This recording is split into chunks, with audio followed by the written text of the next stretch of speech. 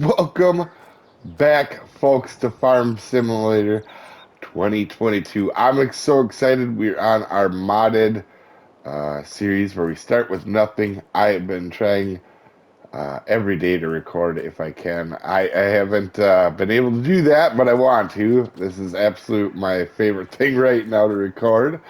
And so today, to start off, we're in May. Last time we cultivated over in our one field that we did buy, and now it is time, I see, to earn some quick money. I see that we have some baling contracts here, folks. And a good option with this is, we could see here. All of them look to be hay, because we have a tedder, dry it with a tedder, dry it with a tedder. So we're going to want to figure out which equipment we're really going to want to use with this here.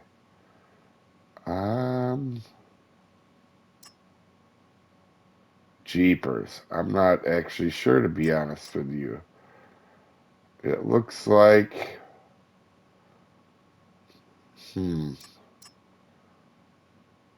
let's try this one. We haven't used this tractor before, so we're going to borrow the items.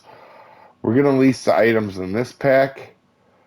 And these fields are all very close, I do believe. So let me see where they would be here. So 13, 15, and 17. Them are at the top right corner. So I'm going to go take this equipment up, and I will be right back, folks. And because we don't want to use them forks that they give us, we're probably going to lease this little trailer here. And to be honest, I think down the road we might actually buy one of them because it seems like it's a pretty good trailer for hauling bales on. And we do have a few different places to take these bales today. So I think we're going to start with 15. That has a different place that it needs to go. So I believe all this equipment is going to be new to us. And I'm kind of excited to try it. However, this Valtra tractor that we're using, probably not as good as the one that we use for fertilizing. We got to keep in mind when we're doing this, we should be paying attention to the equipment we're using for down the road when we go to do this ourselves.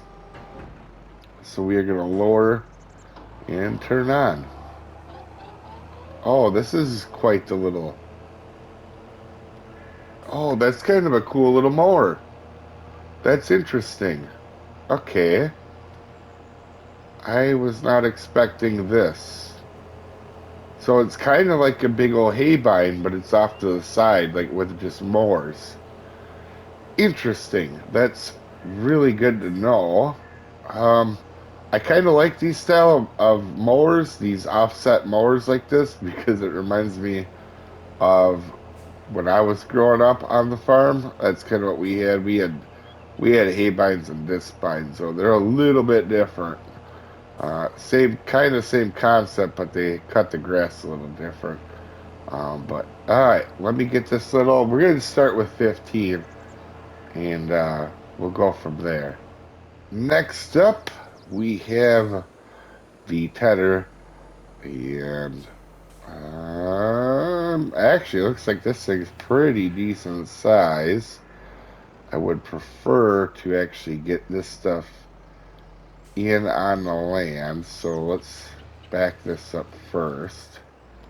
Alright, and I think I'm going to do a little bit of a clip. This one's pretty straightforward. These all work the same, they're just all different sizes, so I think I'm going to dry this stuff up and then bring you back. Now this rake, I definitely have some interest in, and the reason is two reasons. This looks different, and also I like to see the way stuff unfurls. So let's unfurl it.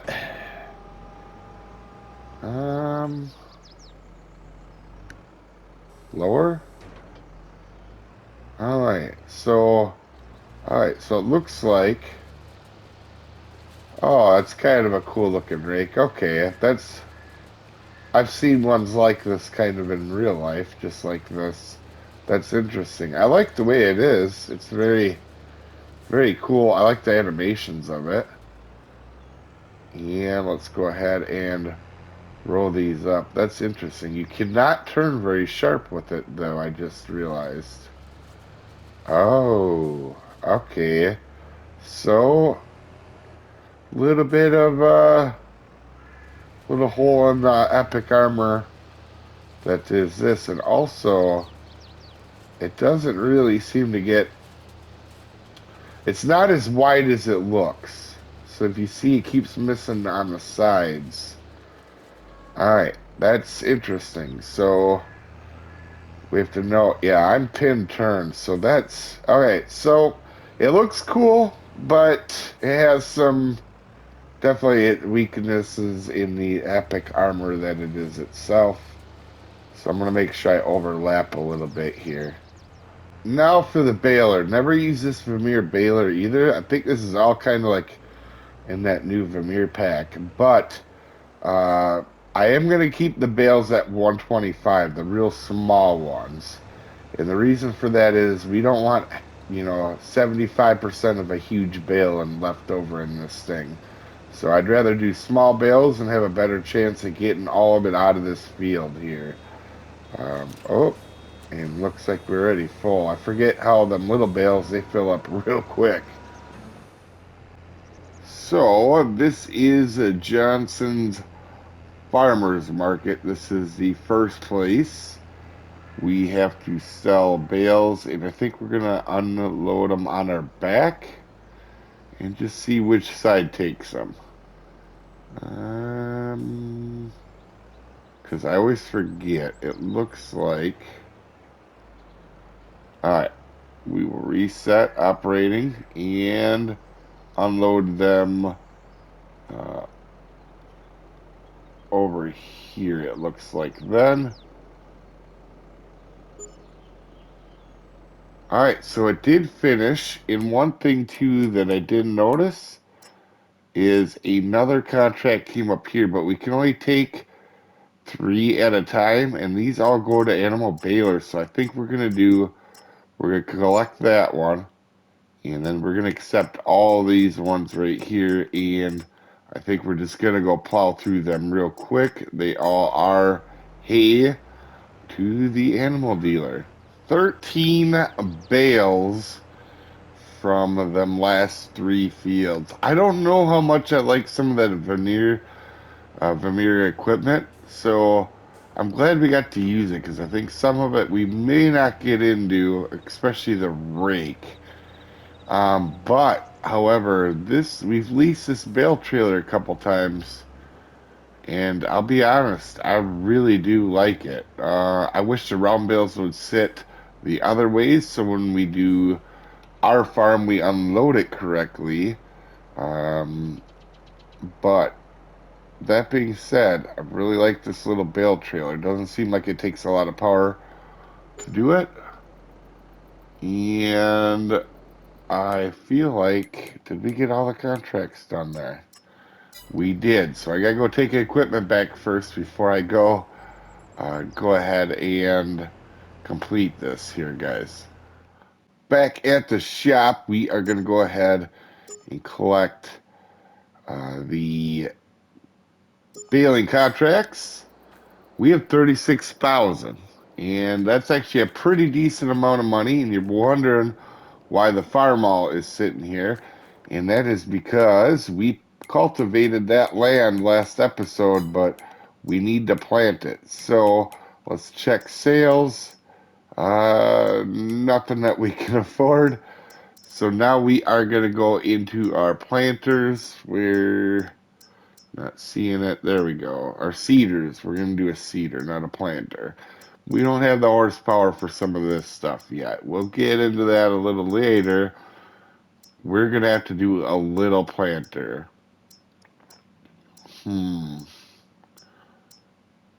We could try.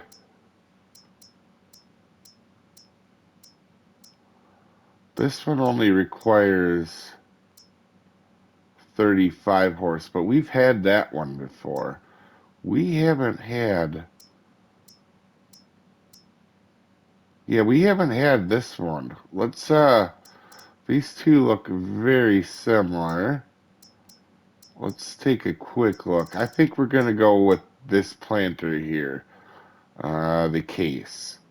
So let's go ahead. We'll set up, I think we'll go a standard. We don't need a license plate, so we are going to go buy that. Also, we're going to have to buy some seed and stuff. With that being said, ooh, actually, this planter goes pretty good with this. Oh my gosh, that planter is super wide. I know this tractor is 50 horse. This might be more than this guy can do. Oh, and we can't connect to it. Oh, that's not good. Maybe... let me think here.